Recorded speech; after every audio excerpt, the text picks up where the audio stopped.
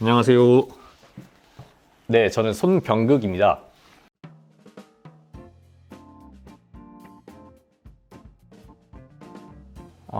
사실 오늘 지금 말씀드릴 주제는 이제 병원에서 마케팅을 바라볼 때 어떤 관점으로 바라봐야 하는지에 대해서 한번 이야기를 해보려고 합니다. 사실 이게 이제 제 친한 병원장 형님들이랑 이야기를 나눌 때 보면 저한테 제일 많이 물어보는 질문 중에 하나입니다. 야, 우리 병원 꼭 마케팅 해야 되냐? 마케팅에 돈 쓰는 게 맞냐? 이제 이런 질문을 굉장히 많이 듣거든요. 그래서 오늘은 이런 고민을 하는 분들이 어떤 관점에서 우리 병원이 마케팅을 하는 게 맞을지 아닐지에 대해서 판단할 수 있도록 좀 도움을 드려보고자 합니다. 사실 어떤 병원이 마케팅을 해야 하는가라는 질문에 대한 답은 되게 정해져 있는 것 같아요.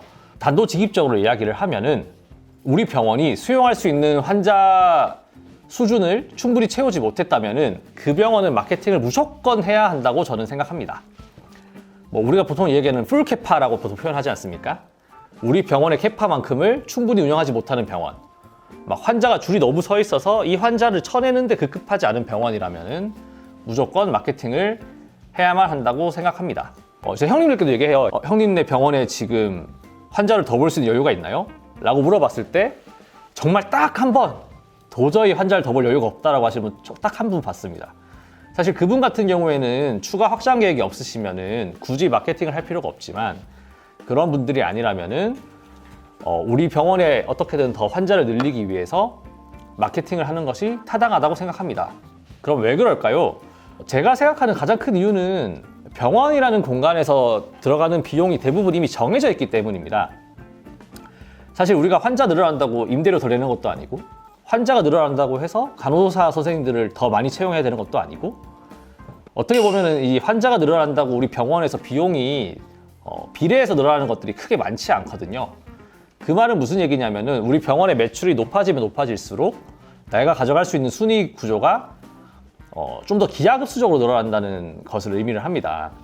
그렇기 때문에 원장님께 생각하셨을 때 내 병원이 전체 풀캐파를 채우고 있지 못하다라고 판단을 하신다면은 그런 병원은 과감하게 마케팅에 투자를 하는 것이 좋다고 생각합니다. 그러면 이제 마케팅을 한다고 마음을 먹었다고 해봅시다. 그러면 그 다음에 이제 고민해야 되는 거는 그럼 얘네한테 뭐 시키지? 얘네한테 뭐 해달라고 해야 되지에 대한 이제 고민이 당장 드실 거예요.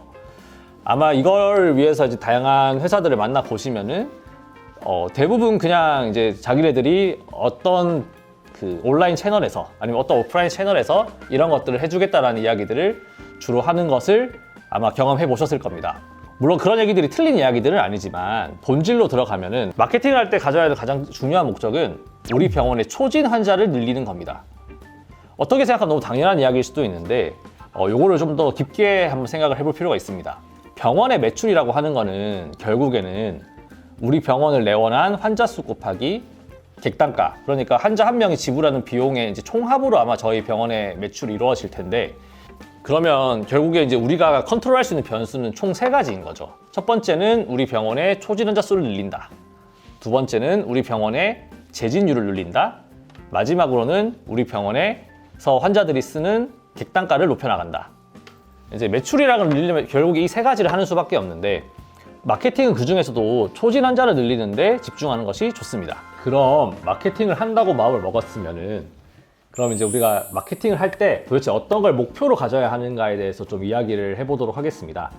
마케팅의 가장 큰 목표는 누가 뭐라 해도 결국 매출을 만들어내는 것이라고 할 수 있습니다.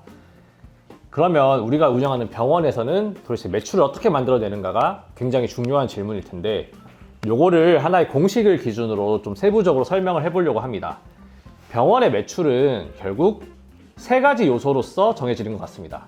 이 식을 먼저 풀어보면 초진 환자 수 곱하기 재진율, 재진 횟수 곱하기 객단가 형태로 병원의 매출이 결정됩니다.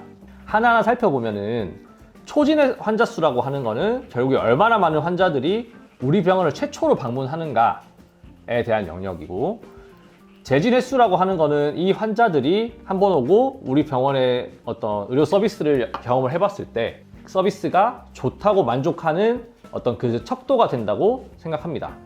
마지막으로 객단가는 뭐 우리나라의 어떤 보험 진료 과목인 경우에는 거의 조정하기 힘든 경우가 많고, 비급여 영역인 경우에도 특별한 곳이 아니라면은 대부분 경쟁병원과 비슷한 금액이 설정되어 있는 경우가 많기 때문에 어느 정도 조정이 어려운 측면이 있다고 생각을 하긴 합니다.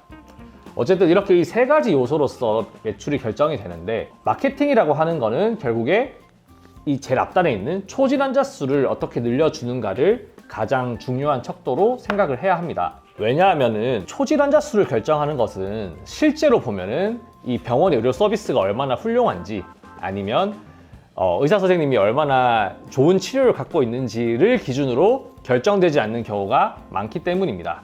보통 우리가 일반적으로 어떤 병원 가지라고 생각해 봤을 때 떠오르는 그 상황들을 한번 생각을 해보면은, 뭐 쉽게 말해 그냥 온라인에 찾아보거나, 아니면 주변 사람들한테 추천을 받거나, 아니면 정말 뭐 길 가다 그냥 간판을 보거나, 이런 것들을 통해서 결정되는 경우가 많지 않습니까? 이 각각의 상황들을 모두 고려해 봤을 때 이 사람들이 처음 병원을 방문하고자 하는 의사결정이 이루어지는 그 순간은 결국에는 병원이 얼마나 병원을 의료 행위를 잘 하고 있는지 이런 것들에서 결정되는 것이 아니고, 그냥 온라인에서 얼마나 잘 보이지, 아니면 길 가다가 얼마나 잘 보이지, 아니면 주변 많은 사람들이 얼마나 많이 언급하지, 이런 상황들에 의해서 병원이 선택되는 경우가 많은 것 같습니다. 그래서 이제 마케팅을 진행을 하고자 하실 때에는 이 마케팅을 담당하는 회사 또는 담당자에게 현재 우리 병원의 초진 환자 수가 몇 명 정도 되는데, 월 기준으로 너네가 우리 병원의 마케팅을 맡았을 때 어느 정도의 어떤 초진 환자 수에 대해서 기대를 할 수 있는지, 그리고 실제로 그걸 해봤을 때 월 단위로 우리 초진 환자 수가 어떻게 변화하는지에 대해서 그 값을 정확히 알아보겠다는 어떤 목표를 가지고 마케팅을 맡기시면은 훨씬 이제 좋은 목표, 그리고 이제 정확한 목표를 가지고 마케팅을 할 수 있을 것이라고 생각합니다. 네, 오늘은 이제 가장 기본적으로 우리 병원이 마케팅을 한다고 했을 때 어떤 상황에서 해야 하느냐에 대한 이야기를 하고, 그리고 이제 그럼 진짜 한다고 했을 때 어떤 목표를 갖는 게 좋은지에 대해서 이야기를 했습니다. 다음에는 양아치 마케팅 회사를 어떻게 구별할 수 있는지에 대해서 한번 이야기를 해보도록 하겠습니다.